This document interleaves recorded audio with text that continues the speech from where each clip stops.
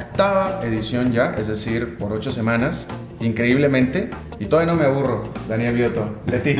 ¿Cómo estás? ¿Qué tal, Alberto? Un gusto enorme estar contigo y bienvenido a nuestra audiencia en La Ventana. Los temas que vamos a tratar hoy son muy interesantes en el contexto regional y en el contexto mundial en el que están ocurriendo. Uno de ellos es el Premio Nobel de Economía, Joseph Stiglitz, estuvo en Buenos Aires.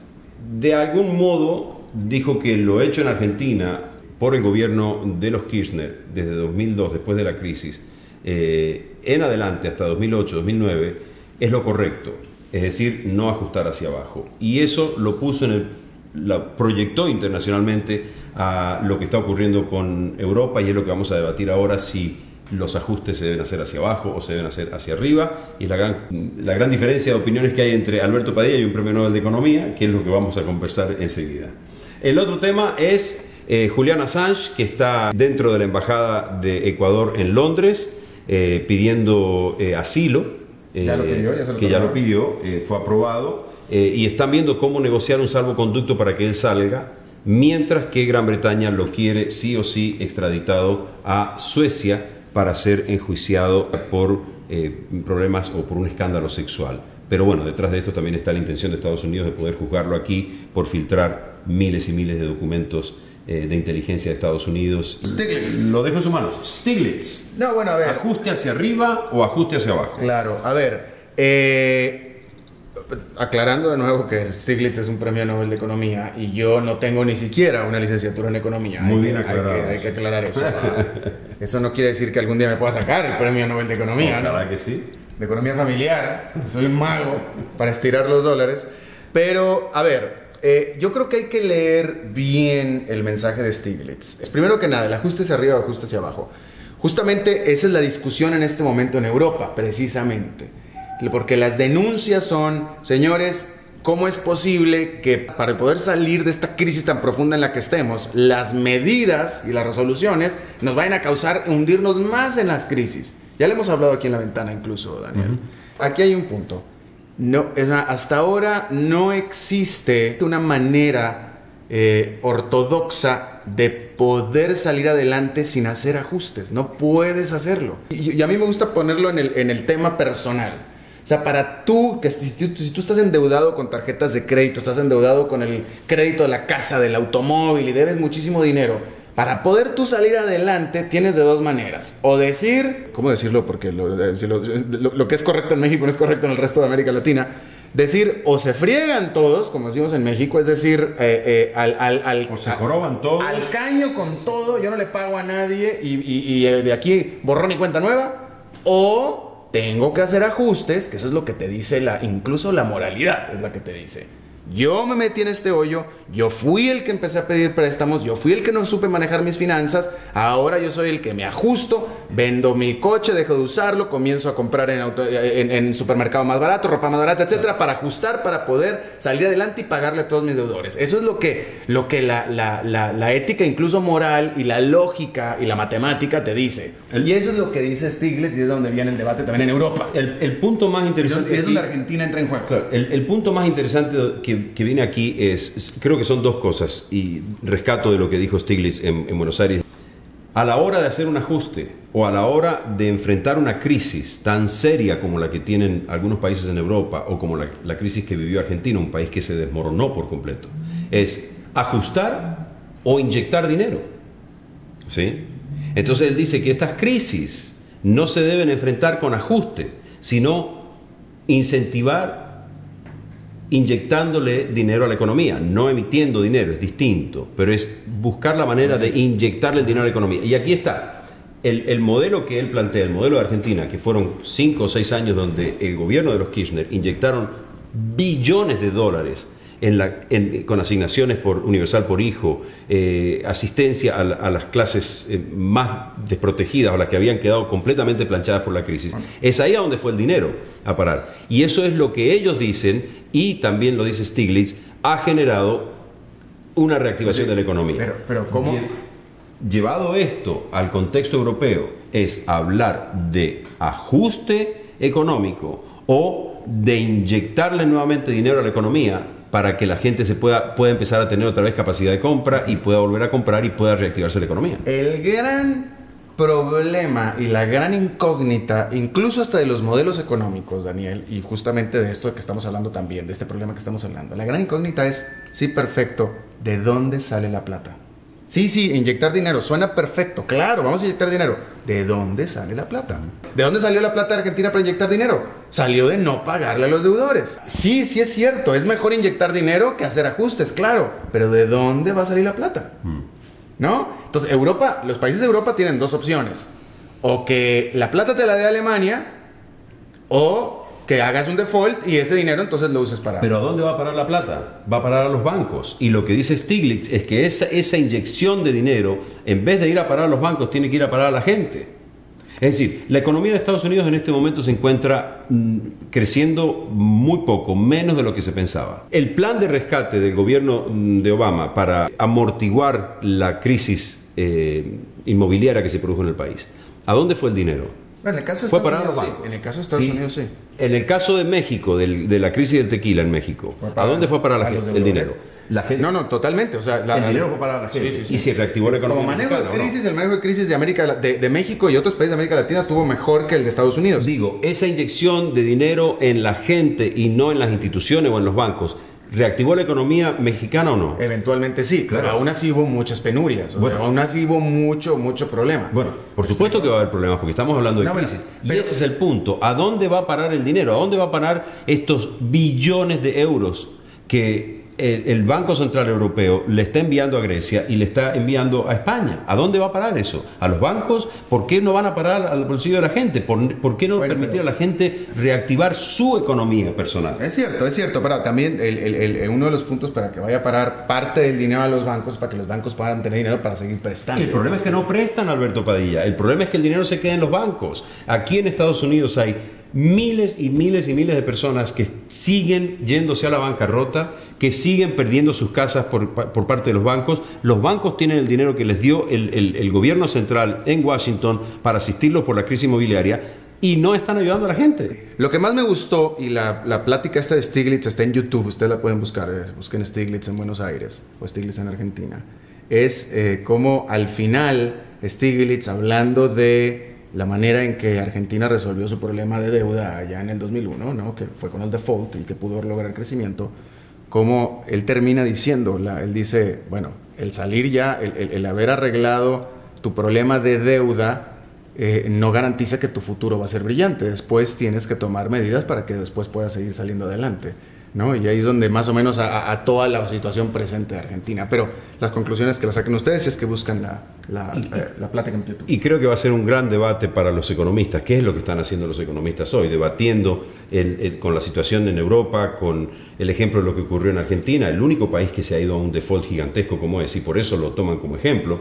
Es decir, si hacen los ajustes hacia arriba o hacia abajo. Creo que va a ser un debate por varios años en materia económica entre los grandes expertos, cómo salir de una crisis.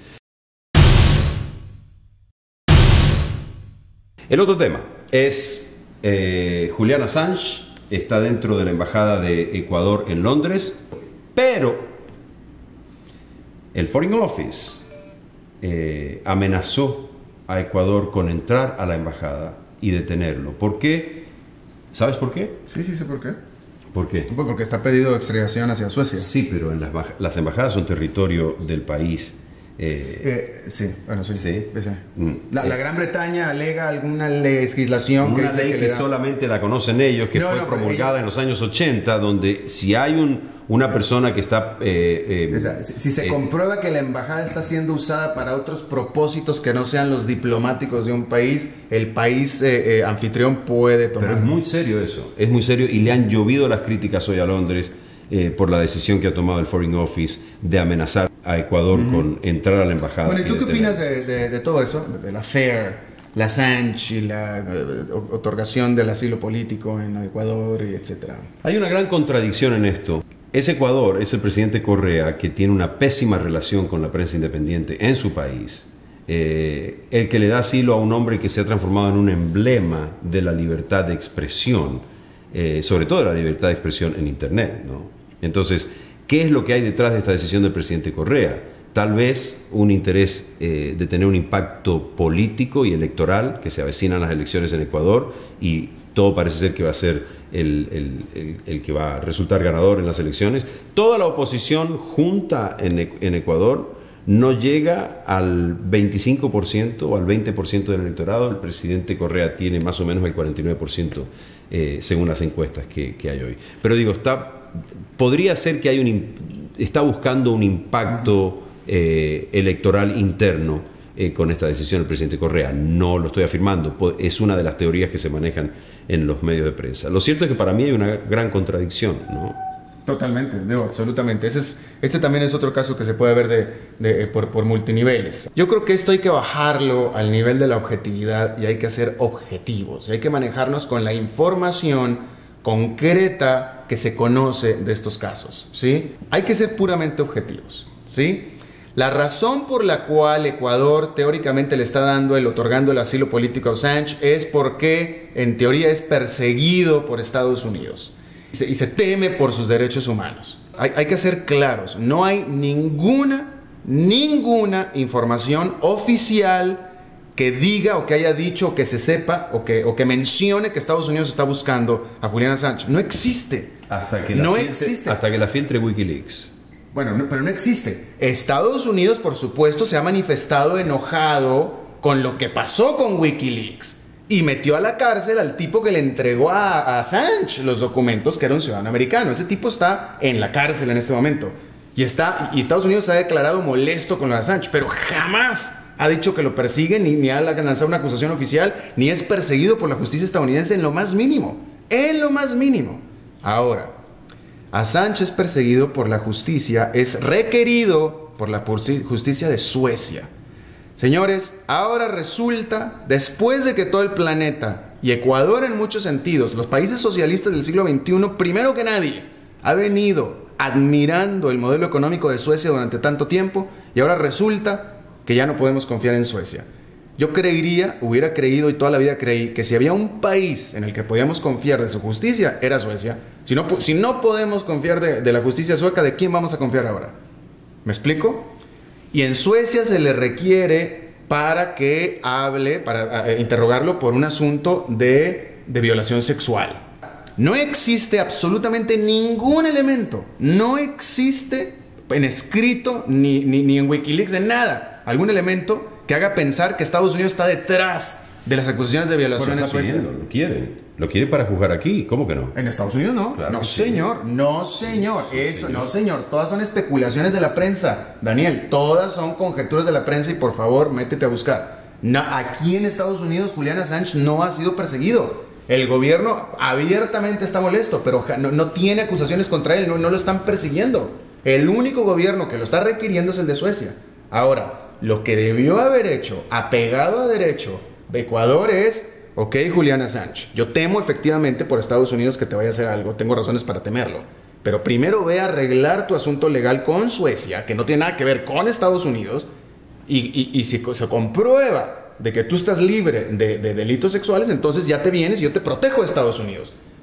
Pero Ecuador está protegiendo a un potencial criminal sexual por la excusa de los Estados Unidos que no tiene ninguna relación, porque no la tiene. Y los que tengan, los demás son teorías de conspiración estúpidas, perdóname que lo diga, pero es que son teorías de la conspiración estúpidas, no tiene nada que ver, o sea, digo, hay presidentes han sido violadores, que no puede ser el fundador de Wikileaks, también puede ser un violador perfectamente bien, no porque sea Wikileaks, él se está escudando por el hecho de que es de Wikileaks y no tiene absolutamente nada que ver.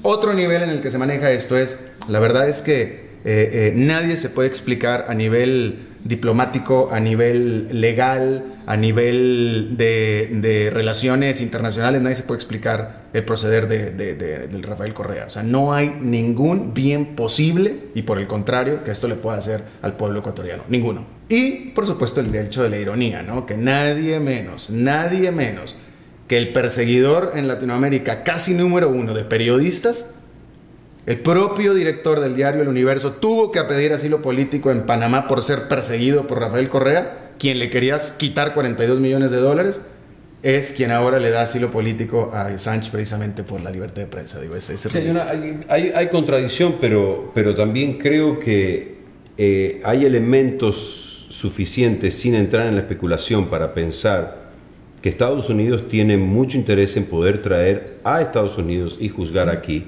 a Julian Assange? Son teorías, Daniel, son teorías. Por eso digo, hay elementos sin entrar en la especulación, pero hay elementos para creer que Estados Unidos puede estar interesado. Es especulación, Estados Unidos no ha dicho nada. Fuera de decir estoy muy molesto, no ha dicho nada más.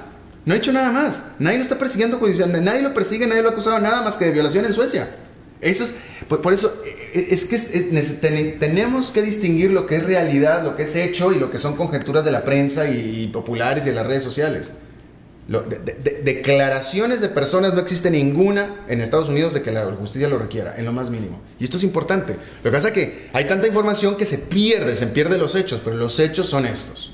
Yo, en este sentido, Alberto, disiento contigo. Creo, como decía, que hay elementos suficientes sin entrar en la especulación para pensar que Estados Unidos tiene interés en que Assange sea detenido y que eventualmente vía Suecia, vía Japón, vía Marte, vía como sea, llegue a Estados Unidos y sea juzgado aquí por lo que ocurrió con Wikileaks.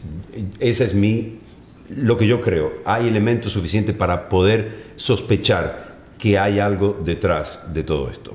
Por otro lado, me parece desastrosa la decisión del Foreign Office de amenazar a una embajada o amenazar a un país con que va a entrar a detener a una persona dentro de la embajada. Si esto llegara a ocurrir, así como dices tú que si no vamos a creer más si no creemos en la justicia de Suecia, ¿en quién vamos a creer?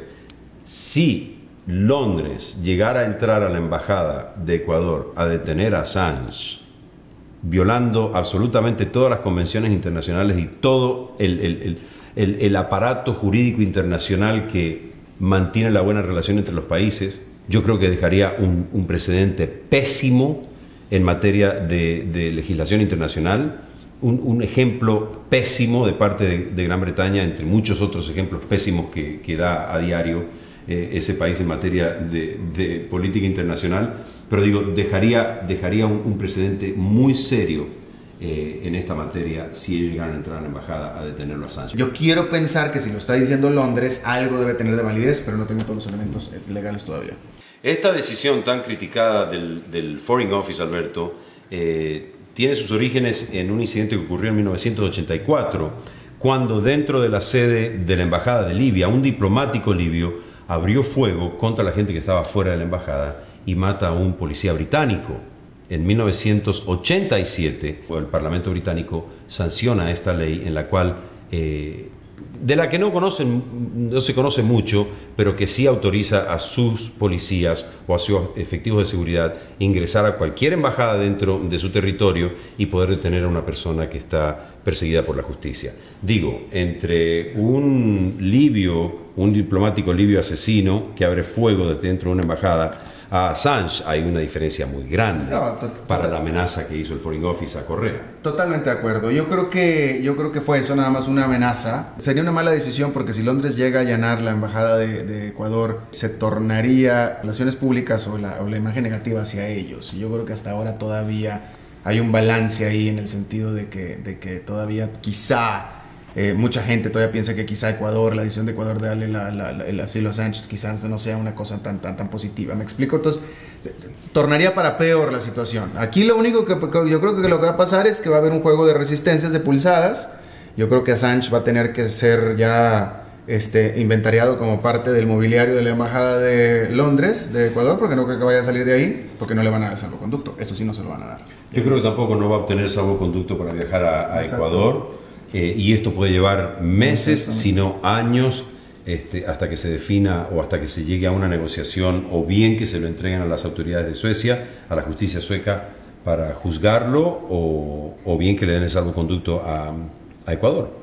Creo que va a pasar mucho tiempo. En eso coincidimos, Alberto Padilla. Ahí está. Bueno, y dentro de este marco de libertad de expresión, libertad de prensa y lo que está ocurriendo con Julian Assange, hoy, Alberto, tuve la oportunidad de conversar con un gran periodista que respeto muchísimo, de una gran integridad y trayectoria. Se llama Robert Cox. Él fue director del Buenos Aires Herald. Está en Buenos Aires y conversé con él, Alberto, sobre estos temas, la libertad de expresión en América Latina y lo que está ocurriendo con Assange y hacia dónde va el periodismo en este siglo XXI que parece estar siendo estrangulado entre el poder político por un lado y el poder económico por otro. Y esto fue lo que nos decía Robert Cox desde Buenos Aires. Buenas tardes y muchas gracias por la invitación de ser parte de esa gran experiencia nueva. Sí, una experiencia nueva en Internet que se llama TO2. Robert, el interés nuestro es conocer su opinión sobre un tema muy importante que tiene que ver con nosotros los periodistas, pero que también tiene mucho que ver con la gente que nos lee, con la gente que nos oye, con la gente que nos escucha y con la libertad de prensa y con la democracia. Y empecemos por Argentina. ¿Cómo está analizando, cómo analiza usted el tema de la libertad de prensa en Argentina hoy? Es muy interesante porque realmente hay más libertad que nunca en toda mi experiencia en la Argentina, que es realmente 50 años, 30 años en exilio, pero siguiendo con la Argentina casi todos los días. Se puede decir cualquier cosa acá. Y hay, en ese sentido, hay gran libertad. Al mismo tiempo hay una sombra, siempre, por presión del gobierno, ¿no? Y también es realmente obvio que la presidenta realmente no quiere comunicar con la prensa. Ella quiere comunicar solamente con su gente. Entonces es un gran problema porque realmente lo que pasa en la Argentina es que hay una descomunicación y ahora, hoy en día hay como dos trincheras de periodistas, un lado al lado del gobierno y periodistas del otro lado, que están en contra. Y entonces es muy difícil encontrar información objetivo, ¿no? Lo más objetivo posible. Es muy difícil explicar porque no hay duda que se puede hablar en la Argentina, se puede expresar. Al mismo tiempo hay mucho rencor y mucho odio y eso no es bueno. Creo que la crítica hacia lo que está pasando en Argentina, por un lado, apunta a que los medios tienen una libertad como nunca hemos tenido en nuestras generaciones para poder ejercer el periodismo.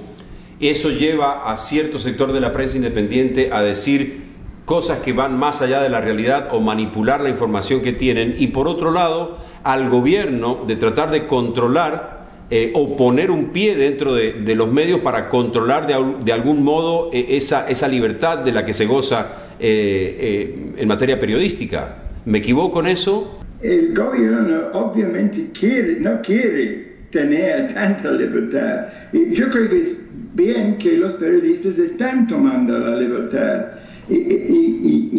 Pero al mismo tiempo los periodistas tienen algo de miedo también. Y el tema de Argentina es un común denominador en varios países en nuestra región. Pongamos esto en el contexto de la región. ¿Cómo lo ve usted?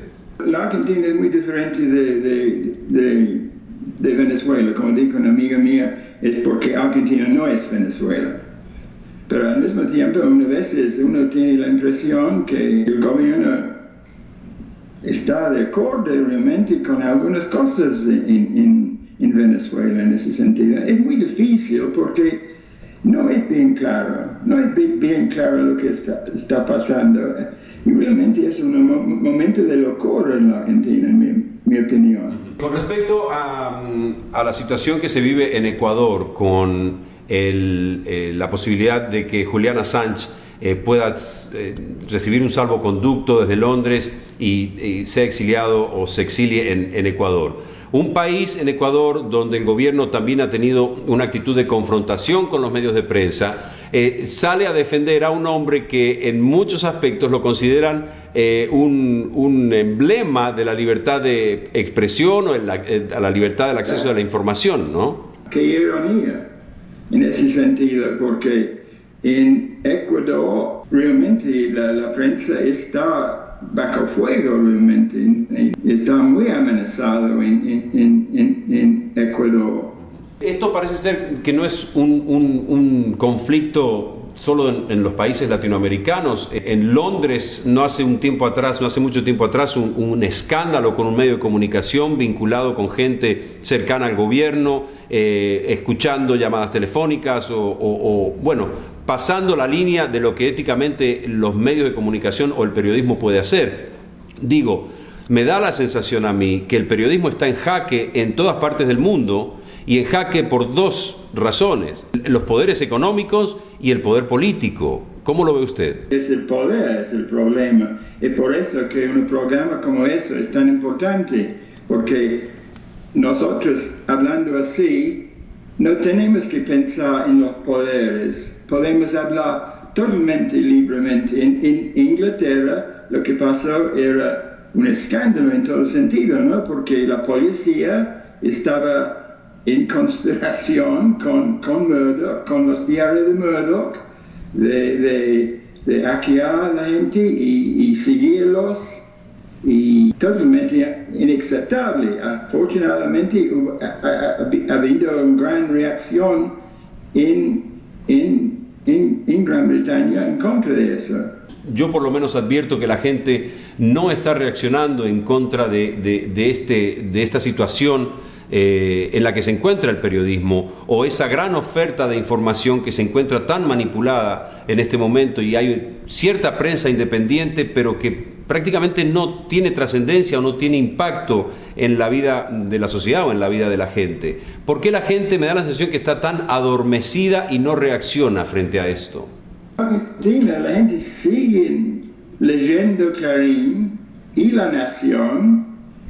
Las jerarquías de esos dos diarios son mucho más grandes que la prensa que el gobierno ha creado, y la gente no lo cree. No lo cree los diarios del gobierno. En la Argentina es que los periodistas están tomando el rol de la oposición. La oposición es tan débil y tan insignificante que periodistas como Jorge Lanata están como oposición del gobierno. Es una lástima, ¿no? Porque obviamente los periodistas no tienen que entrar en política, pero eso es lo que pasa. Eso es lo que pasó en Venezuela también, porque el periodista tiene que defender la gente, el pueblo, los ciudadanos. Es nuestro deber de defenderlos y defender sus libertades, no solamente lo de nuestro. Por eso muchas veces el periodismo toma el rol de una oposición, especialmente en tiempos de dictaduras. Lo que está ocurriendo con la prensa en América Latina no se puede desprender ni se puede separar del contexto histórico que ha llevado a la prensa hoy a estar donde está. Hace apenas 20 o 30 años atrás el contexto histórico de nuestra región era muy distinto, dictaduras prácticamente en todos los países, y con todo lo que eso implica para la libertad de prensa, para el acceso a la información, para la libertad de expresión. Con ese contexto histórico, donde está la prensa hoy y su relación con los gobiernos en América Latina, ¿lo ve usted como que se va por el camino correcto, o que podemos esperar cosas peores en el futuro, o que aún así como estamos vamos bien o vamos mal? No vamos bien y no vamos mal realmente, en mi opinión. Yo creo que realmente los periodistas el periodismo, la libertad, vamos a ganar, pero va a ser difícil por algunos tiempos. Pero yo creo que poco a poco la gente van a ver que en la Argentina yo estoy todos los días mirando qué señales hay que el gobierno sigue siendo democrático, ¿no? Hasta ahora no tenemos periodistas en la cárcel, no hemos tenido violencia en contra de los periodistas como en el tiempo de Menem, cuando en un tiempo hubo como 100 periodistas amenazados, golpeados, y grandes problemas. Es una lucha para la democracia en todos los países en el mundo, y el mundo está cambiando, pero yo creo que los periodistas también, usando muchas veces más fuentes de información como ustedes, nosotros vamos a ganar, pero la batalla es para la democracia. Yo me quedo con esa extraordinaria reflexión. Nosotros vamos a ganar, los periodistas, y es una victoria para la democracia. Robert, muchas gracias desde Buenos Aires, un gusto y un honor poder estar conversando con usted esta tarde. Bueno, muchísimas gracias a ustedes, realmente es un gran honor. Mira, Daniel, que respecto a esta entrevista con Robert Cox, la primera pregunta que le hacías tú era acerca del estado de la libertad de expresión en Argentina. Yo tengo algo que comentar de una experiencia personal que yo tuve cuando estuve en Buenos Aires ahora en marzo y que casi todo el mundo lo supo, ¿no? Y para el background, para la información amplia, búsquenlo en Google con el caso Longobardi, Padilla Longobardi, búsquenlo en Google y ahí es donde se van a enterar. Pero lo que yo voy a comentar no es nada más lo que pasó con el caso Longobardi, que ya de por sí es bastante trágico, sino lo que pasó después del caso Longobardi, que para mí fue lo que más la atención me llamó. Que después del caso Longobardi, yo todavía en Buenos Aires, fueron dos periodistas, dos compañeros periodistas de Buenos Aires, de gran nombre, dos personas muy conocidas, los dos me preguntaron, oye, ¿y no recibiste llamadas del gobierno? Los dos. Y esto denota la certeza de que te van a llamar del gobierno si dijiste o hiciste algo que al gobierno no le gustó. Y eso es lo que me pareció muy grave. Aparte de lo propio de lo que pasó con Longobardi, por supuesto. En Argentina existe entre los periodistas la certeza de que te van a llamar del gobierno si hiciste algo que no le gustó al gobierno. Y ese es el problema. ¿Me explico? Eso es lo que me llama mucho la atención. De todos modos, creo yo, y para terminar, Alberto, en esta disputa que hay, en la que hemos quedado los periodistas, sobre todo los periodistas independientes como vos y como yo, que queremos hacer nuestro trabajo con ética, con decoro, con respeto a la audiencia y a los principios básicos de nuestra profesión, creo, como dice Robert Cox, que va a ser una batalla que la vamos a terminar ganando los periodistas. Los periodistas, los que no estamos comprometidos ni con un sector ni con el otro, los que queremos hacer este trabajo un servicio a la gente, porque la victoria de los periodistas independientes, no comprometidos con ningún sector de poder, es en definitiva una victoria de la democracia. Fue el pensamiento de este gran periodista Robert Cox, con el que yo me despediría hoy. Si coincidimos en algo, quiere decir que es hora de terminar el programa. Sí, por hoy por lo menos. Por hoy por lo menos. Muchas gracias por habernos acompañado aquí en La Ventana. Daniel. Hasta la próxima. Chao. Sugar. Babe.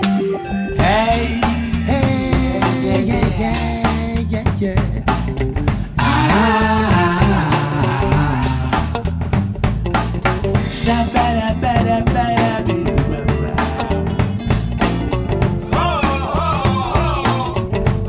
Bueno, muchísimas gracias a ustedes, realmente es un gran honor.